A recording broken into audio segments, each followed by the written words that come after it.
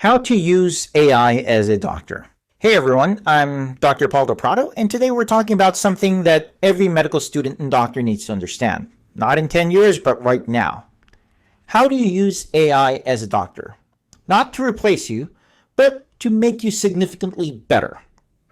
Because AI is not magic. It's not going to look at a patient or autonomously make clinical decisions.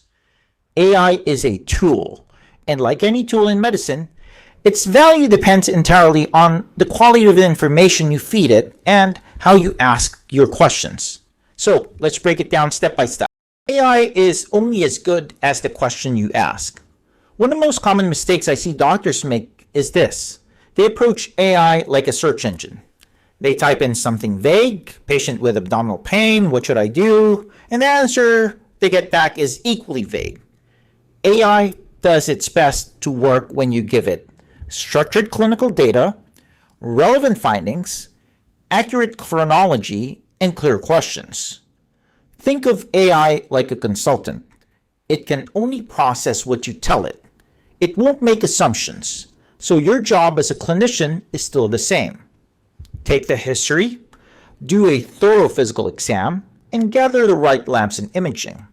Utilizing AI to analyze patterns and evidence and guidelines will actually be helpful.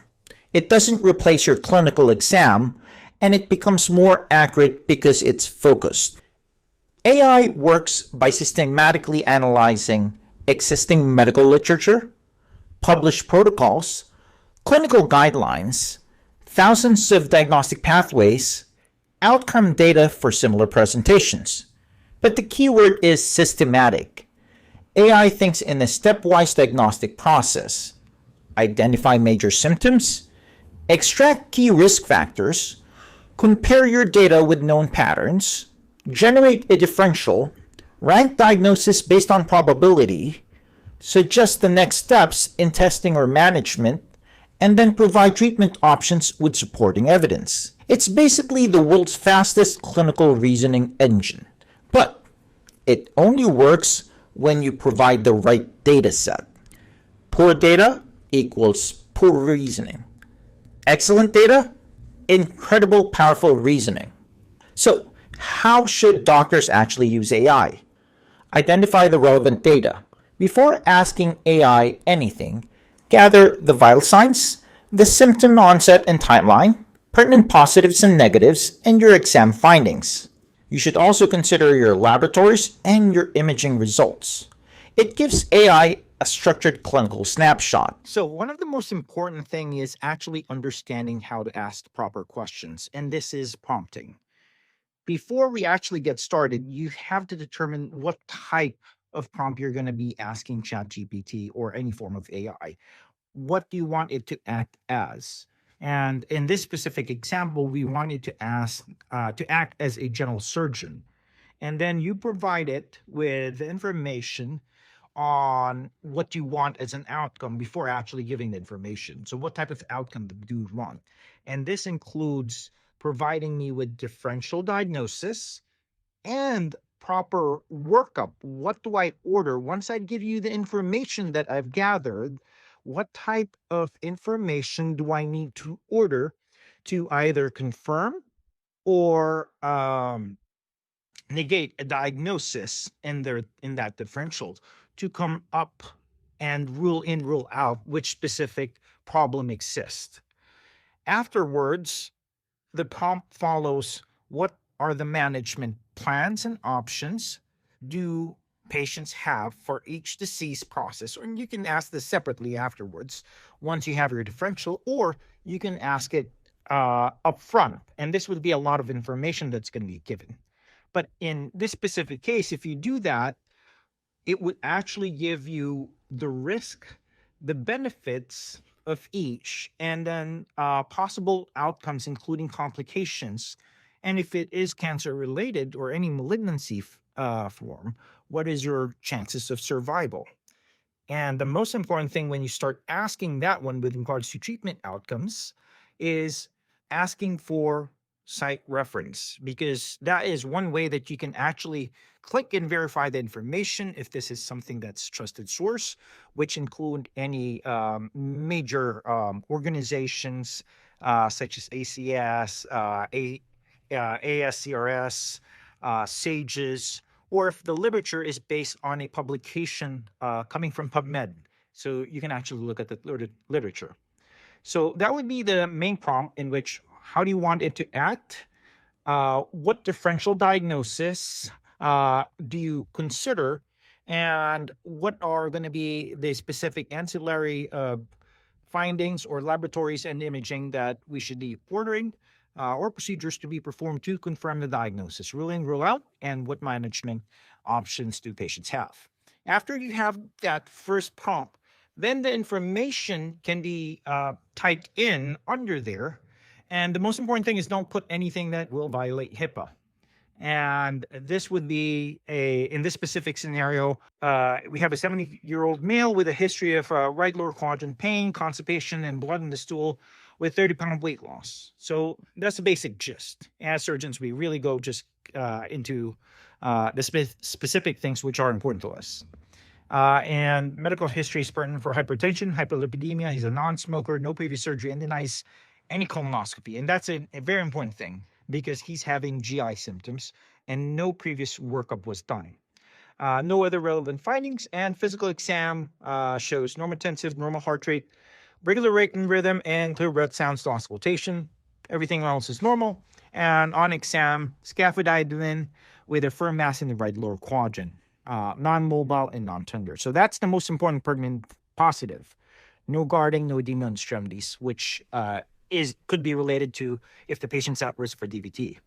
And as you go through this aspect, this would now generate the prompt after feeding it to the AI. And this is the outcome which it would actually show. And so it would start with the differentials. So here is actually a top differentials, and it's ranked by likelihood. First of all, one of our differentials, including me, would be right-sided colon cancer, and most common is adenocarcinoma. Afterwards, there's going to be risk of appendiceal cancer, which could also be a both risk factor. Different prognosis, plus minus, maybe the same treatment, more be different treatment, depending on where you catch it. Other things to consider, which it has provided, is ileocecal Crohn's disease with an inflammatory mass or phlegmon. So now you're looking at other differentials, because most of the time we think of what it is, but what it can be as well, because of this. Next one would be gastrointestinal lymphoma, and other causes could be desmoid sarcomas, abdominal wall, mesenteric chronic abscess, phlegmon. So all of this is based on the likelihood. And in this specific aspect, it gives you all the other possibilities of what it can be. So the next part would be, how do you rule in, rule out? And this is through laboratories and ancillary findings. So it will actually help you with specific tests, which includes your CVC, your CMP, renal function electrolytes, and your liver function test, coagulation profile, CEA, which is for cancer, CRP-ESR is going to be inflammatory markers, and then stool studies. This could be confirming that there's blood in the stool, or it could also be looking at ovar parasites, and if it's consideration, if just in the case you had mycobacteria testing, if it isn't rampant. So anytime you think about this, it's like, oh, why would TB actually occur? It's like, depending on your setting, if you are in a place where there is rampant TB, then this may not be a low risk thing. This may be something as a reality that you should rule out, because the treatment may be different. And lastly, HIV testing, because this specific group of population, since they're immunocompromised, are at risk. Same with TB. In the differential, both for lymphoma and TB. So with regards to imaging, one of the imaging that is our go-to is going to be our contrast enhanced CT abdomen pelvis with IV contrast. The next part is going to be doing a colonoscopy if the case is not urgent, with the patient being hemodynamically stable and on the current scenario, there was no signs of obstruction. This is something that you could work up and may complete the treatment as an outpatient as long as the patient remains stable. So colonoscopy is an option because it will allow you to look inside the colon, indeed, if there is a mass, and then obtain a pathologic diagnosis. CT chest is mentioned because if it is a concern for cancer, and you could have that suspicion with having a positive CEA and a imaging that shows a mass in the colon, specifically the cecum, and proper staging to rule out metastatic disease, because that requires additional workup, which to confirm if there is a mass on the chest may require biopsy to confirm if there is a spread. And if it is, then that becomes stage 4, and your management algorithm then changes. PET-CT, as mentioned here, not routinely for initial colon cancer staging, but considered if lymphoma is suspected or characterized indeterminate lesions. So you get tissue diagnosis with colonoscopy or endoscopic biopsy. And this is very important because lymphoma is not something that you resect. It would actually require more chemotherapy. So it is very important to have a tissue diagnosis specifically in an elective situation. We now talk about the management, which is the third prong. We talk about right-sided colon cancer. Your curative approach could be and it actually stratifies it from non-metastatic disease. You could just go straight right hemikolectomy. If you're at high risk, you could do adjuvant therapy after. And if it is metastatic, consider resection, primary symptomatic, systemic chemo, and multidisciplinary evaluation for metastectomy for both lung or liver lesions. Key outcomes also summarized here with actually a couple of links with survivals. So that's also another thing. It's up to you to actually verify and check them, but it is already summarized. Risk of complications. This is something that is going to be beneficial for patients because it talks about the risk specific for the surgery, which is going to be an anastomotic lead, and typically between 2 to 6%. And you have all the other problems, which includes wound infection, bleeding, ileus, VTE, 30-day mortality, and you actually have a link again there. Oncologic, there's also going to be recurrence depending on the stage.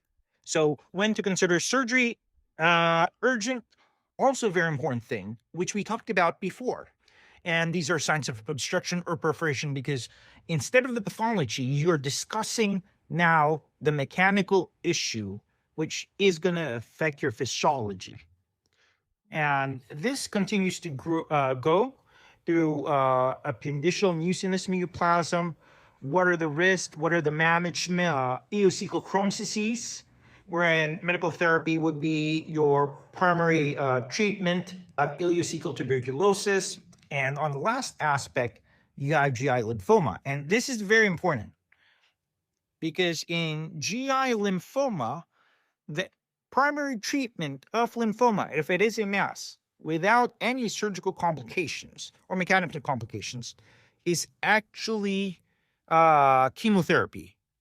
The treatment for surgery is when it does have complications, such as obstruction or perforation. So just understanding that gives you a thought process in which the AI is able to give you the information or highlights what you need to look for when you need to operate on it. AI can expand your differential, verify your management plan, suggest overlooked complications, summarize guideline recommendations, recommend labs and imaging, and provide patient-friendly explanations. But ultimately, you decide what applies to your patient. AI augments your thinking. It doesn't replace your clinical reasoning. So, now we talked about what AI can do. Let's talk about what it cannot do. One is perform a physical exam, feel tenderness, detect subtle clinical cues, understand patient preferences, account for social determinants, make judgment calls in emergencies, ethically take responsibility for a patient's life. Medicine is not just data. Medicine is context, nuance, pattern recognition, and judgment. Doctors aren't handing their jobs to AI. Doctors who use AI simply outperform those who don't. This is exactly how radiology evolved with CT and MRI, or laparoscopy evolved with robotics. We didn't eliminate doctors, we made them better. Final takeaway: AI is your new superpower. If you learn how to gather accurate data, ask precise questions, understand AI's stepwise reasoning, use it to check your differentials, and refine your management plan, you gain a tool that gives you faster answers, broader insights, fewer misdiagnoses, evidence-backed decision-making, more efficient patient care. AI isn't going to think for you, but it will think with you, and in medicine, that's an incredible power. If you guys found this video helpful, please click the like and subscribe button, and check out our other videos and type your comments in the chat or questions, and I'd love to answer them, and I'll see you guys next time.